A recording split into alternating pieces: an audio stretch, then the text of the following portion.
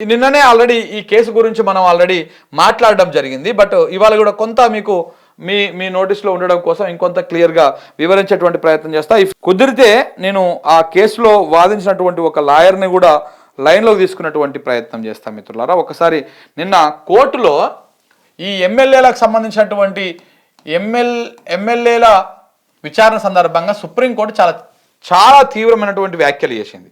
అంతకుముందు ఏమని వాయిదా కోరిరు అంటే వీళ్ళు చాలా నిజంగా కూడా సుప్రీంకోర్టుతో చెలగాటం ఆడుతున్నట్టు అనిపిస్తుంది. ఇక్కడ స్పీకర్ కానీ రాష్ట్ర ప్రభుత్వం కానీ ఈ ప్రభుత్వం తరపున వాదిస్తున్నటువంటి న్యాయవాదులు కానీ అంటే ఏకంగా మీ బెంచ్కే ఆ రైట్ లేదు, మీ బెంచ్కే అర్హత లేదనేటువంటి విధంగా వాళ్ళు మాట్లాడడం జరిగింది. నిన్న ఏం జరిగిందంటే కేసు బెంచ్ మీదకి పోయినాక నిన్న రెండవ నెంబర్ 2 కోర్టు ఆ కోర్టులో 30వ ఐటమ్గా నిన్న బెంచ్ మీదకి వచ్చింది. ఆ కేసు బెంచ్ మీదకి వచ్చిన తర్వాత సో న్యాయవాది ఫోన్ చేస్తా ఉన్నాడు, ఒకసారి మాట్లాడదాం. హలో మోహిత్ గారు. హలో శంకర్. మోహిత్ గారు గుడ్ మార్నింగ్ అండి. నిన్న సుప్రీంకోర్టులో ఈ ఎమ్మెల్యేల ఫిరాయింపుకు సంబంధించి అంటే ఏమేమి వాదన జరిగినాయి కొంచెం పిన్ టు పిన్ చెప్తారా? అంటే కొంత కన్ఫ్యూజన్ గా ఉంది. అంటే స్పీకర్ తరఫు న్యాయవాది ఏం మాట్లాడారు, జడ్జి గారు ఏమని ప్రశ్నించారు, మీరు ఏమని వాదించారు, ఒకటి పిన్ టు పిన్ చెప్పండి ఒకసారి క్లియర్ గా. ఓకే సో లాస్ట్ టైం వాళ్ళు డేట్ తీసుకోవడం జరిగింది స్పీకర్ తరఫున సీనియర్ న్యాయవాది.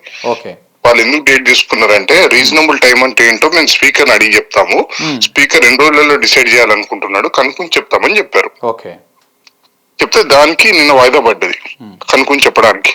సో వాళ్ళు నిన్న వచ్చి ఏమంటారంటే మేము అసలు కమిట్ కాము, స్పీకర్ డేట్ చెప్పంటున్నారు, టైం చెప్పంటున్నారు, అసలు రీజనబుల్ టైం మేము చెప్పాల్సిన అవసరం లేదు, లాలో రిక్వైర్మెంట్ లేదు, మేము చెప్పాల్సిన రిక్వైర్మెంట్ లేదని వాళ్ళు అన్నారు. అన్నప్పుడు మేము ఓకే హలో వాయిస్ బ్రేక్. ఇప్పుడు వినబడుతుంది కానీ అయితే వాళ్ళు మా తరపున మేమే చెప్పామంటే ఇప్పటికి 10 నెలలు అయింది. మేము సుప్రీంకోర్టుకు వచ్చిన తర్వాత నోటీస్ ఇచ్చానని అంటున్నారు. ఆ నోటీస్ ఎట్లా ఇచ్చారో కూడా తెలియదు. ఎందుకంటే ఆర్పిఐడి గానీ ఈమెయిల్ గానీ ఏ టైప్ లో అంటే ఏ మోడ్ లో నోటీస్ ఇస్తే ఇప్పుడు మొత్తం మీడియా మొత్తం వస్తుంది నోటీస్ ఇస్తే, స్పీకర్ నోటీస్ ఇస్తే, అట్లాంటిది ఎక్కడ రాలేదు. వాళ్ళు చెప్పడం తర్వాతనే మీడియాలోకి వచ్చింది. జస్ట్ చెప్పారు నోటీసులు ఇచ్చారని కానీ ఆ నోటీసులు ఎక్కడ కూడా బహిర్గతం కాలేదు, చెప్పలేదు, డేట్ చెప్పట్లేదు, ఎలా ఇచ్చామో కూడా చెప్తలేరు. మేము అది కూడా పాయింట్ తీసుకున్నాం. ఓకే, నోటీస్ ఇస్తే ఎలా ఇచ్చారు. సో ఇవన్నీ చెప్పిన తర్వాత జడ్జి గారు కూడా అన్నారు రీజనబుల్ టైం అంటే ఏంటి, 10 నెలలు మీకు రీజనబుల్ కదా అని అడిగారు వాళ్ళని, స్పీకర్ ని. అడిగితే లేదు మేము అసలు మాకు రిక్వైర్మెంటే లేదు, ఇదే పాయింట్ మీద రాజ్యాంగ ధర్మస్థానం మీద క్వశ్చన్ పెండింగ్ ఉంది, SA Sampath Kumar case and Subhash Desai case కూడా రీజనబుల్ టైం అన్నారు కానీ రీజనబుల్ టైం ఎంతనో చెప్పలేదు అని వాళ్ళు వాదన వినిపించారు. వినిపిస్తే అప్పుడు జడ్జి గారు అన్నారు మీరు రీజనబుల్ గా అడిగాం మిమ్మల్ని, మీరు రీజనబుల్ టైం చెప్పి రీజనబుల్ గా లేకపోతే మేము రీజనబుల్ అవ్వాల్సి వస్తుంది, మేము డిసైడ్ చేస్తాము, మేము రేపే డిసైడ్ చేస్తాము. ఏమన్నారంటే రీజనబుల్ టైం చెప్పకపోతే మేమే రీజనబుల్ అవ్వాల్సి వస్తుంది, మీరు వాదనలు స్టార్ట్ చేయండి అన్నారా? స్టార్ట్ చేయండి అని అన్నారు వాళ్ళని.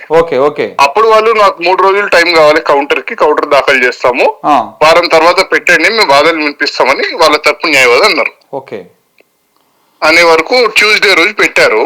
అప్పుడు నేను రిక్వెస్ట్ చేశాను హైయప్ ఆన్ ది బోర్డు పెట్టమని. ఎందుకంటే ఏమైతుందంటే ఇప్పుడు ఈ ఆఫ్టర్ నోటీస్ మ్యాటర్లు వస్తే అది 55-60లో మేనేజ్ చేసుకుని పెట్టుకుంటారు వాళ్ళు. 60లో పెట్టుకుంటే రీచ్ కాదు. ఓకే, అంటే సాయంత్రానికి కేసు విచారణ 3:30 అవుతుంది. వాళ్ళు అప్పుడు చూసి ఇప్పుడు ఈ లేట్ అవర్ ఇప్పుడు ఏమి వింటాం, మీకు ½ అవర్ ఉంది టైము, 15 minutes ఉంది, మేము మళ్ళీ ఇది ఎప్పుడైనా పోస్ట్ చేస్తామనే ఛాన్సెస్ చాలా ఉంటాయి. ఓకే, అందుకని మనం హైయప్ ఆన్ ది బోర్డ్ అని చెప్పాము. హైయప్ ఆన్ ది బోర్డ్ అని ఆర్డర్ కాపీలో కూడా వచ్చింది నిన్న. సో టాప్ 5 మ్యాటర్స్ లో ఉంటది. ఫస్ట్ ½ అవర్ లో 15 minutes లో కేసు రీచ్ అవుతుంది.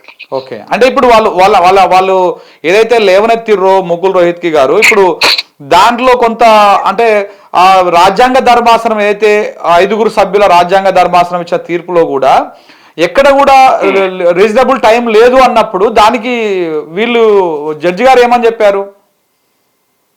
అయితే మేము డిసైడ్ చేస్తామన్నారు. అయితే అప్పుడు మేము మా వాదన ఏం చెప్పామంటే అంటే వాళ్ళు చూడండి ఇప్పుడు దీంట్లో 2 points అండి, దీన్ని క్లియర్ గా డిస్టింగ్విష్ చేస్తే ఓకే మీకు first SA Sampath Kumar reference కి వచ్చింది. అవును, వచ్చిన తర్వాత ఒక 3 జడ్జెస్ బెంచ్ జడ్జిమెంట్ వచ్చింది.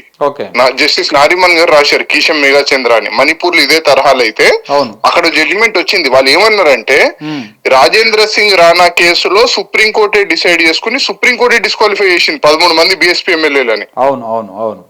ఆ కేసు సైడ్ చేసుకుంటూ మళ్ళీ ఆ ఎస్ఏ సంపత్ కుమార్ కేసులో జస్టిస్ నారిమన్ గారే న్యాయమూర్తి వారే రెఫర్ చేశారు 5 జడ్జిల ధర్మస్థానానికి. అప్పుడు వారు అంటూ మేము అసలు ఈ జడ్జిమెంట్ చూడలేదు రాజేంద్ర సింగ్ రాణా అప్పుడు రిఫర్ చేసినప్పుడు. ఈ జడ్జిమెంట్ లో అసలు క్లియర్ గా రీజనబుల్ టైమ్ లో చేయాలని ఉంది. ఆ రీజనబుల్ టైం ఉంది కాబట్టి మేము ఇప్పుడు రీజనబుల్ టైం ఏంటో ఇంటర్ప్రిట్ చేస్తున్నాము. రీజనబుల్ టైం అంటే save and other exceptional circumstances 3 months reasonable time. ఆ సేవ్ అండ్ ఎక్సెప్షనల్ సర్కమ్స్టాన్సెస్ ఏంటంటే ఇప్పుడు ఫర్ ఎగ్జాంపుల్ కోవిడ్ వచ్చింది, కోవిడ్ లో 2 years బయటకు రావద్దు, that will be an exceptional circumstances. అంతేగాని స్పీకర్ కి వేరే పనులు ఉన్నాయి నేను ఈ పని చేయలేను అనేది ఎక్సెప్షనల్ సర్కమ్స్టాన్సెస్ కాదు. అంటే ఏదైనా ఎమర్జెన్సీ వచ్చినా అవి ఎక్సెప్షనల్ సర్కమ్స్టాన్సెస్ కిందకి వస్తాయి.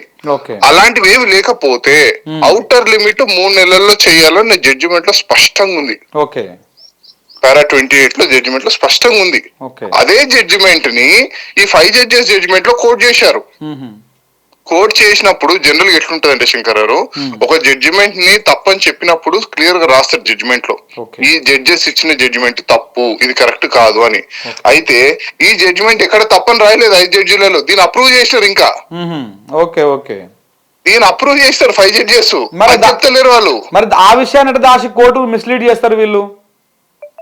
ఇప్పుడు ఇది ఈ రోజు మొన్న జరిగింది 5 నిమిషాలు, నిన్న జరిగింది 5 minutes. 5 minutes లో కోర్టు కూడా అన్ని చూడదు. సుదీర్ఘ విచారణకు వచ్చినప్పుడు మేము పారా చదివి వినిపిస్తాం కదండి. అంటే మళ్ళీ మీరు కౌంటర్ వాదించినప్పుడు అన్ని చదివి వినిపించాల్సి వస్తుంది. మేము 1 hour వాదిస్తాం, వాళ్ళు 1 hour వాదిస్తారు, అప్పుడు జడ్జిమెంట్ రిజర్వ్ అవుతుంది. అప్పుడు రిపోర్టెడ్ జడ్జిమెంట్ వస్తుంది. అది గవాయ్ గారే రీజనబుల్ టైం అంటే ఏందో నేనే డిసైడ్ చేస్తా అని చెప్పారు. ఇప్పుడు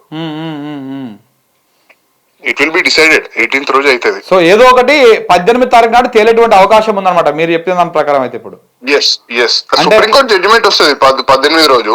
ఎన్ని రోజులలో చేయాలో స్పీకర్ డైరెక్షన్ వస్తుంది ఆ రోజు. ఆ రోజు నుంచి అంటే నోటీస్ నుంచి అంటారా లేకపోతే ఈ రోజు నుంచి అంటారా చూడాలి. అది సో ఏదేమైనా ఒక 3 నెలలు లేదా 4 నెలల లోపల క్లోజ్ అయిపోతుంది వీళ్ళ వ్యవహారం అయితే. 100% క్లోజ్ అవుతుంది. ఓకే అండి, థ్యాంక్ యూ అండి, thank you very much Mohit గారు. Thank you. సో ఇది సుప్రీంకోర్టులో జరిగినటువంటి వ్యవహారం. రీజనబుల్ టైం అంటే ఏంటిదో అందులో లేదు అంటే మేము రీజనబుల్ టైం ఫిక్స్ చేస్తాం, మీరు వాదనలు ప్రారంభించండి అన్నారంట జడ్జి గారు. దానికి మాకు టైం కావాలి, మేము 3 రోజుల కౌంటర్ దాఖలు చేస్తాము, దాని తర్వాత వారంలో మేము వాదనలు స్టార్ట్ చేస్తామని చెప్పినంట. సరే అని చెప్పేసి వాయిదా వేసి రేపు 18వ తారీఖు నాడు వాదోపవాదం జరగనున్నాయి. చాలా ఇంట్రెస్టింగ్గా ఉండబోతుంది తెలంగాణ ప్రజలు, గుర్తుపెట్టుకోండి. 18వ తారీఖు నాడు సుప్రీంకోర్టులో ఇలా భాగవతం మొత్తం బయటపడబోతా ఉన్నది ఈ ఎమ్మెల్యేలకు సంబంధించినటువంటి వ్యవహారం. ఇంకా ఏం తప్పించుకునేటువంటి అవకాశాలు కూడా చాలా తక్కువగా ఉన్నాయి. చూడాలి ఏమవుతుంది అనేది. రైట్, ఇది ఎమ్మెల్యేలకు సంబంధించినటువంటి అంశం.